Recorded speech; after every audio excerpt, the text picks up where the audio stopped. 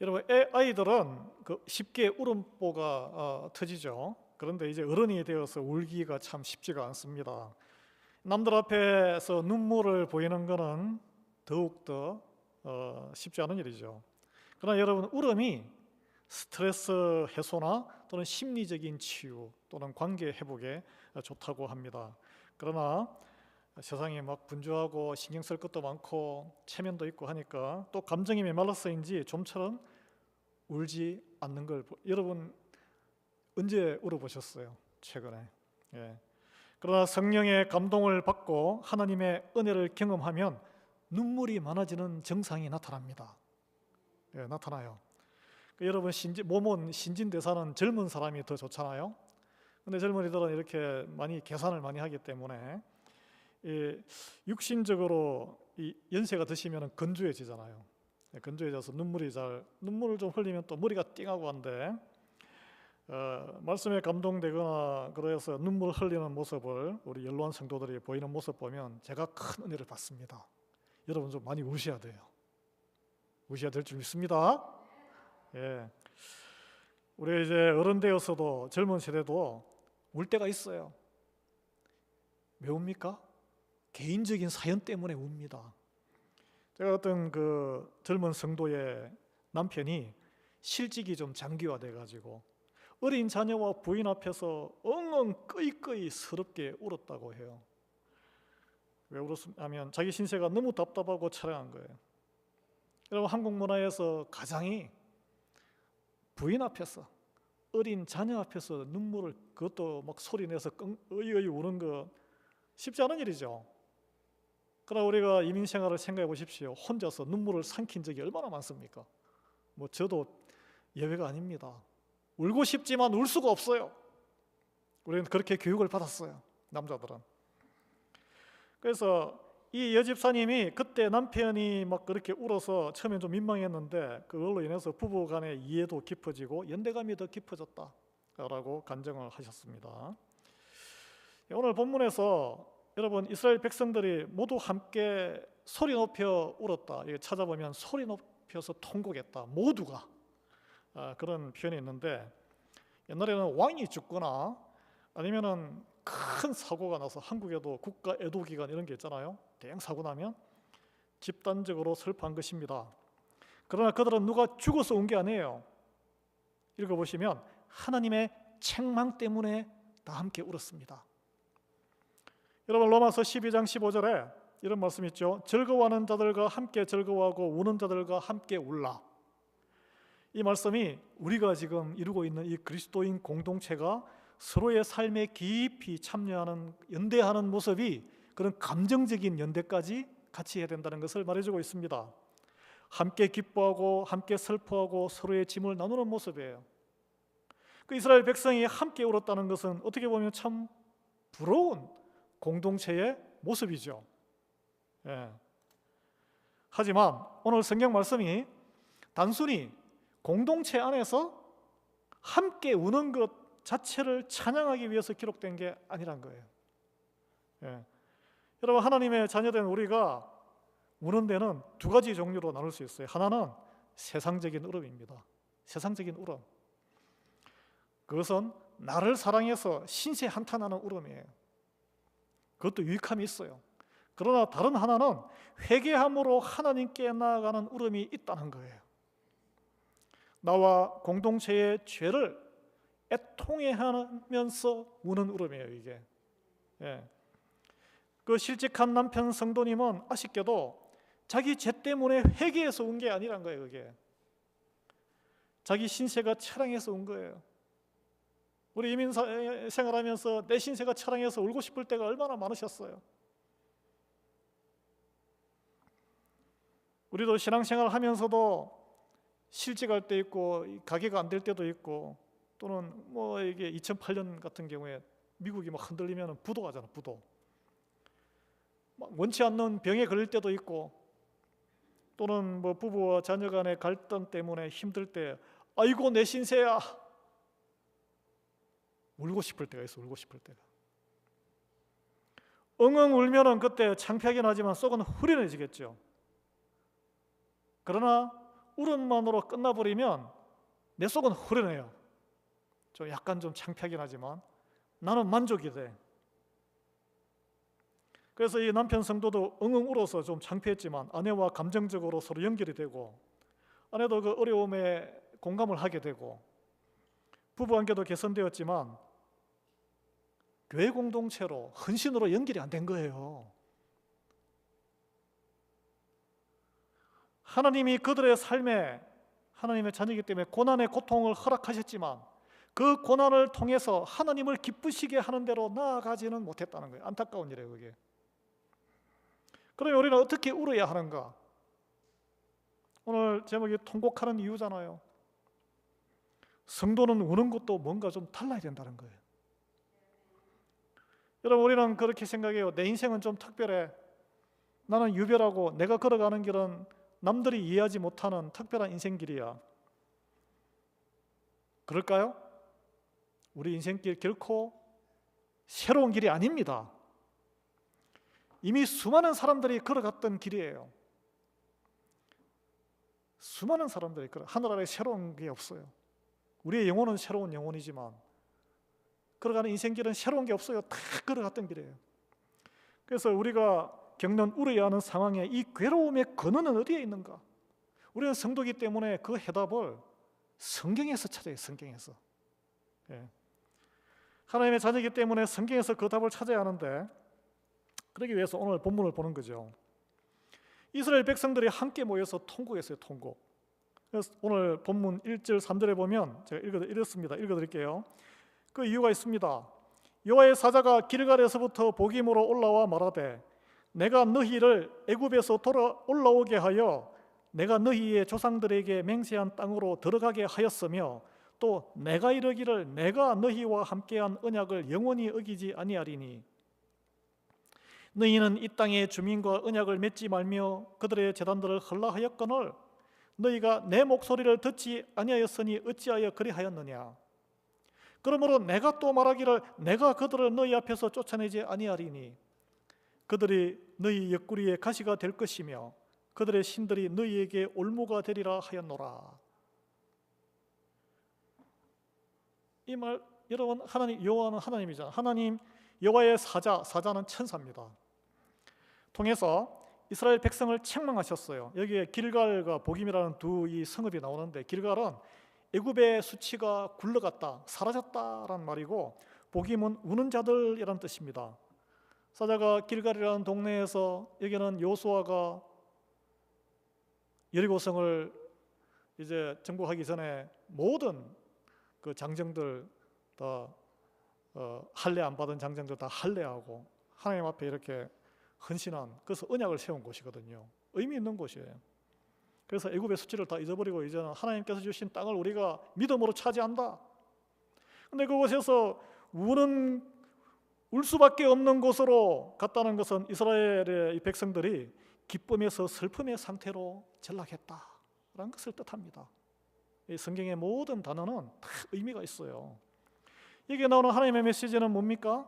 세 가지예요. 세 가지. 첫 번째, 여기 1절에 보면 제가 내가가 하나님이 내가 다 이룬 거다라고 이렇게 강조를 하시잖아요.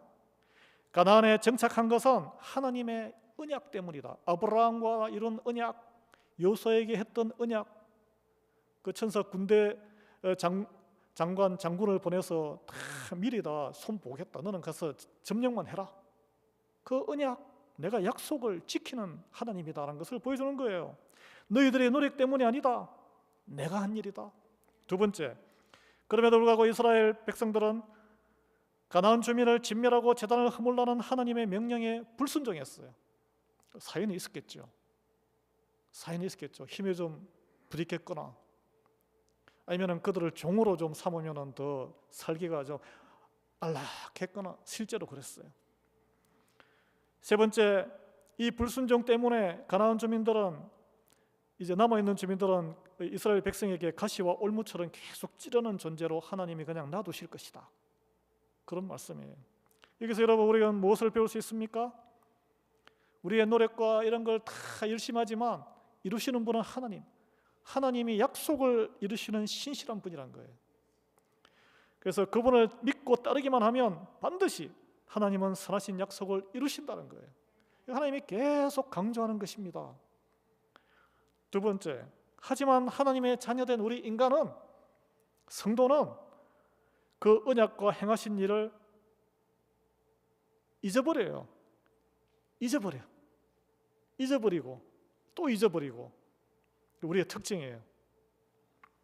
세 번째, 그 결과 불순종을 하게 되고, 그 결과 우리 인생이 우리가 원치 않은 고통으로 계속 고달픈 삶을 살게 되는 거예요. 이 본문이 말하고 있습니다. 그러면 그 터닝 포인트의 결정적인 계기는 뭐냐? 이스라엘 백성이 출애굽과 광야의 역사, 하나님이 이루신 역사를 잊어버렸다는 거예요. 하나님이 신화 속의 이야기처럼 느껴졌고 눈앞에 펼쳐지는 현실이 더 급하고 더 중요해졌기 때문이에요. 그래서 그들은 우리 힘으로 살기에 저기들 우리보다 힘이 약한 가난한 주민을 왜 죽이냐고 종으로 삼아가지고 일을 부리고 하면 더 편하게 살잖아. 종으로 삼았어요. 합리적인 선택이죠. 그리고 보니까 그들의 문화가 더 화려하고 춤도 더 멋있고 화장도 더 예쁘게 하고 집도 더 멋있게 짓고 도대체 어디서 저런 지혜가 나오지? 그들이 섬기는 우상 신들을 또 가서 모방하고 문화를 따라하고 동경하면서 젖어가는 것이죠. 그래서 눈에 보이지 않고 말씀으로만 전해지는 이 하나님 여호와 신앙에 관심이 없어지고 가나안 문화에 매료된 결과 하나님과의 단절이 이제 그렇게 사는 거예요. 여러분, 사사기는 하나님을 알지 못할 때 하나님의 백성에게 나타나는 현상들을 기록합니다. 그 결과는 나중에 인륜이 무너지고 자기 형제들끼리 서로 죽이는 그런 것으로 끝이 나요. 그들은 구별된 거룩한 삶을 잃어버렸고 영적으로 일탈한 삶, 하나님 보시기에 타락한 삶. 그러나 세상적으로 자기들은 잘 먹고 잘 산다고 생각했을 거예요. 그러나 하나님 보시기에는 그 삶은 형통하지 못한 삶이었습니다. 여러분, 우리가 교회를 다니면서도 끊임없는 자녀 때문에 일어나는 갈등, 가정에 평강이 없어요. 직장과 일터의 불안정함, 밤에 잠자기도 힘들고, 건강의 악화, 부부 갈등과 이혼의 위기, 알 수 없는 공허함과 우울감에 시달린다면 성도는 그냥 슬퍼서 신세한탄할 것이 아니라 가나안 문화를 쫓았던 이스라엘 백성의 모습과 내 모습이 바로 그 모습은 아닌가 하고 성경의 말씀을 빨리 펴보셔야 돼요. 그 적용 질문을 제가 하겠습니다. 스스로 내가 그리스도인이라고 고백하면서 여전히 세상을 사랑하고 타협하고 있는 것이 있다면 무엇입니까? 그걸 오늘 생각해 봐야 돼요. 내 삶에서 아직 허물어내지 못하고 해서 나를 찌르고 주님을 온전히 따르지 못하게 얽매는 은밀한 우상은 무엇인가? 혹시 그것이 자녀의 출세를 통한 내 인생의 대리만족감인가요? 조금 더 물질적인 안정을 추구하는 목마른 그 갈증인가요? 세상의 사람들의 조금 더 인정을 받기 위해서 나를 포장하는 건가요? 아니면 습관적인 중독 또는 신세한탄하는 낙심, 게으름인가요? 오늘 또 본문에 보면, 후반에 보면 사사기 저자가 요수아와 그 동시대인 장로들의 죽음을 기록하고 있습니다. 그들의 죽음을 기록한 이유가 있습니다. 성경에는 다 기록한 이유가 있어요. 그들은 하나님을 가장 잘 알았고 하나님의 일을 직접 경험했고 체험했고 목숨을 걸고 순종했던 광야 세대였어요. 만나와 메추라기를 경험했죠. 요단강이 갈라지는 12돌을 이렇게 강 쌓고 이렇게 지파 갈라지는 것을 눈으로 보았죠. 여리고 그 난공불락의 여리고성 말씀대로 빙글빙글 돌고 함성을 질렀더니 무너지는 그 기적을 보고 체험했습니다. 하나님 말씀에 온 마음을 다해서 몸을 다해 순종했고 정말 온전히 헌신했을 때 그 말씀이 이루어지는 것을 경험한 세대예요. 자, 하나님을 알아야 한다는데 하나님을 안다는 것은 지식적으로 전해 듣고 멀리서 보기만 하고 아는 게 아니에요. 내 몸의 땀과 헌신과 내 아까운 것을 드리는 게 아는 거예요. 여러 가지 논란이 있지만 시험관 아기 통해서 육신 대리모를 통해서 자녀를 생산하지만 원래 하나님의 뜻은 남자와 여자가 육신적인 관계를 하고 가장 친밀한 관계잖아요. 그게 하나님을 안다라고 할 때 쓰인 단어예요.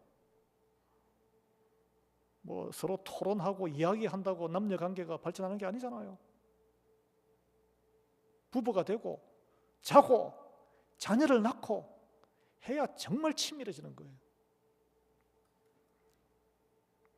호세아 선지자도 호세아서 6장 3절에 보면 그래서 하나님 백성이 살아갈 길 여호와를 힘써 아는 것이라고 했습니다. 힘써 아는 것은 거기다 점프하는 거예요. 점프. 예. 내 처지가 불쌍해서 우는 것도 좋지만 그것으로는 하나님을 알지도 구원에 이르지도 못한다는 거예요. 울어야 하는 내 인생의 사건 가운데서 울면서 말씀을 펼쳐보셔. 그래서 내 죄를 바라보고 애통해하는 단계까지 나아가야 진정한 회개가 있고 진정한 회개가 있어야 다음에 헌신이 있어요. 헌신이 있어야 하나님을 경험한다니까. 하나님을. 예.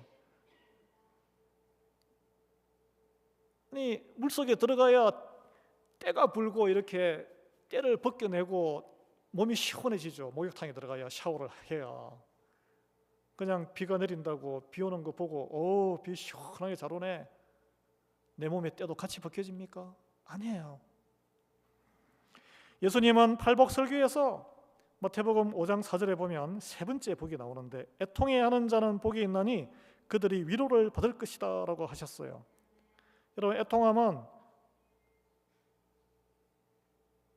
저 사람 때문에 내 인생이 너무 피곤해가 그 애통한 게 아니고 그거는 내 신세야 하면서 그 세상적인 슬픔이고 이 관계가 저 이해되지 않는 모습이 내 죄로 인해서 엉망이 되었구나. 그래서 나 때문에 구원에서 멀어졌구나. 내 아들이,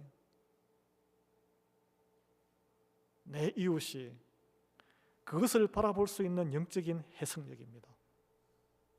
그 지성적인 해석력과 그게 감정적인 전이로 슬픔의 눈물이 가슴에 통증이 오는 거예요. 그게 하나님 그걸 기도하고 그걸 달라고 저도 그 기도를 요즘 하고 있어요. 예. 그냥 눈물이 내 감정 해소의 카타르시스가 아니고 곧 내가 원치 않는 고통의 수준까지 이르는 것을 말합니다. 자신의 죄악에 대한 깊은 슬픔과 회개예요. 애통하는 자는 자기 안에 내 죄를 먼저 깨닫는 거고 하나님 앞에서 그것을 슬퍼하는 사람이에요. 시편 51편은 우리 다윗이 회개한 그 기도잖아요. 밧세바의 간음 사건을. 17절에 이런 말씀이 있습니다. 하나님께서 구하시는 제사는 상한 심령이다. 이게 애통하는 내 죄에 대해서 애통하는 마음, 상한 심령, 마음이 팍 상하는 거예요. 그냥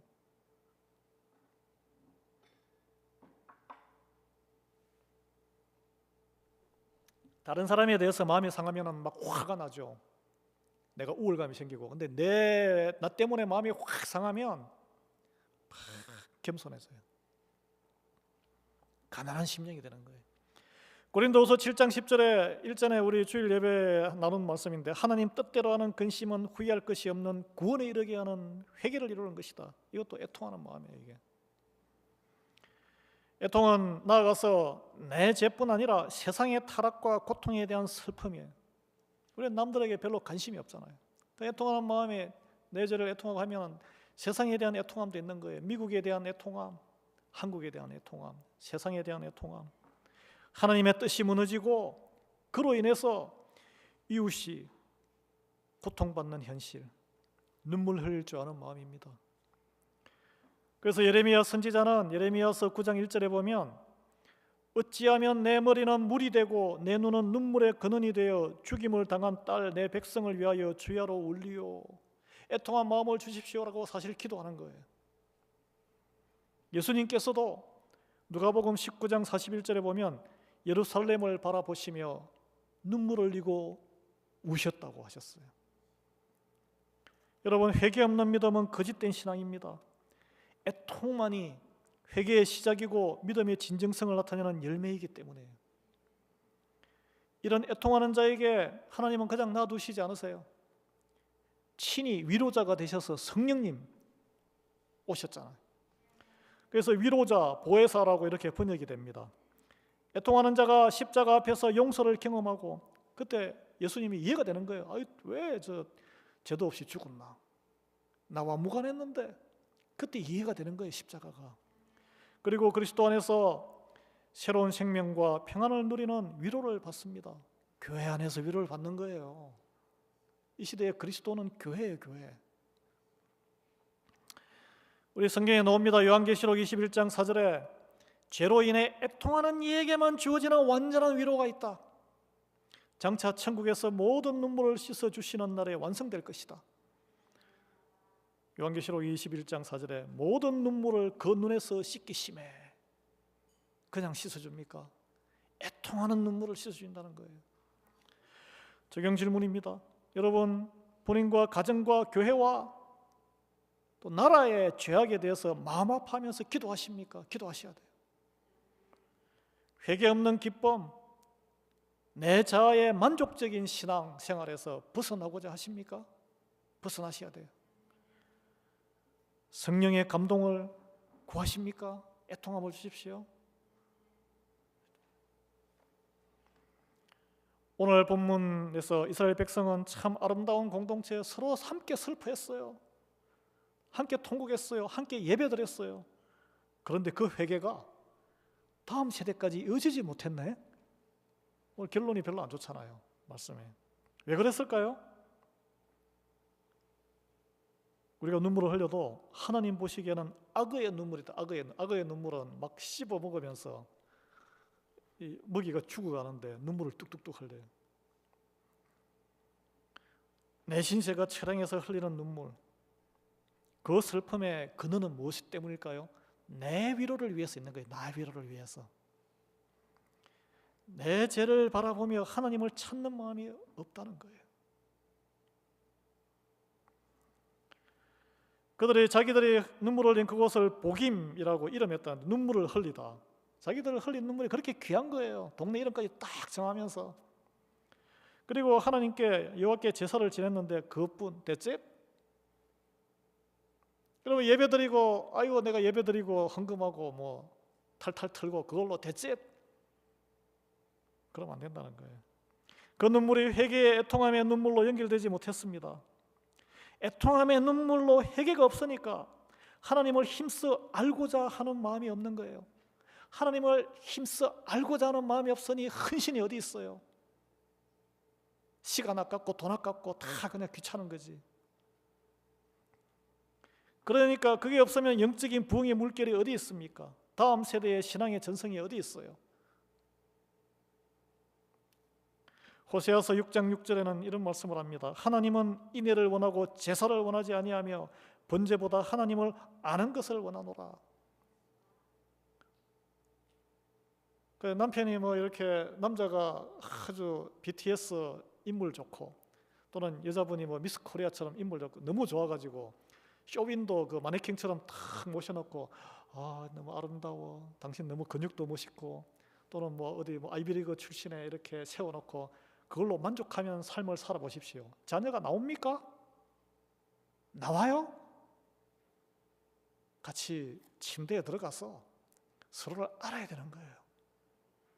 즐거움만 있습니까? 고통이, 통증이 있어요. 헌신이 헌신, 커미트먼트. 신앙은 커미트먼트입니다.